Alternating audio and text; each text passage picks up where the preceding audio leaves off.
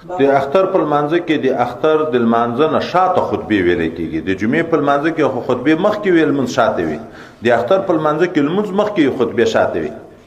صحابي مبارک وي ابن عمر چې نبی علیہ السلام صدیق اکبر حضرت عمر د ټولو عادت دا و چې دوی به د اختر لمونځ وکړو، د خطبې نه مخکې بیا به وروسته خطبه ویلې. خو دلته دغه روایت کې راځي اول چې خطبه مخکې کړه مروان مخکې کړه، او یو قول کې راځي چې نه حضرت عثمان مخته کړه. چا ویل دي چې دغه مخته کولو فرق ده. حضرت عثمان چې مخته کړه په صحیح نیت مخته کړه، او مروان چې مخته کړه په خراب نیت مخته کړه. ځکه نسبت دې ته کېږي چې دا د خلاف د کړای ده.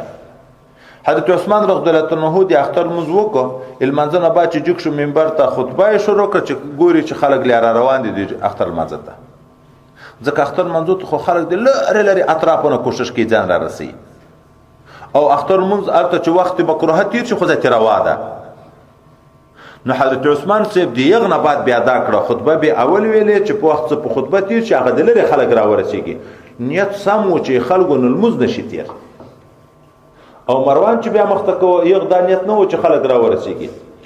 د به په خطبه کې افراط او تفرید کوه، د بعض خلکو به غیبت کوه چې لایق په د غیبت نه و.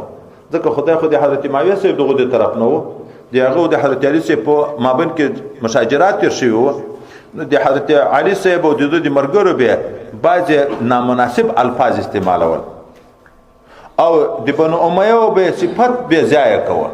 هغه خلکو نشوي برداشت کولای. دغه وجه نه چې د اختر لمونځ واجب د لمونځ به چې وکړو، خطبه مستحب د مستحب ته باندې کېناست، خلک به ترتله د ذاتي په خراب نیت باندې چې د ما خبره ټول واوري، د سنو چې لمونځ ونیسي چې ما خبره ټول واوري خطبه یې مخکې کړه. نو مسنونه طریقه دا ده اول به د اختر لمونځ کېږي، بیا به وروسته د هغه نه خطبه ادا کېږي.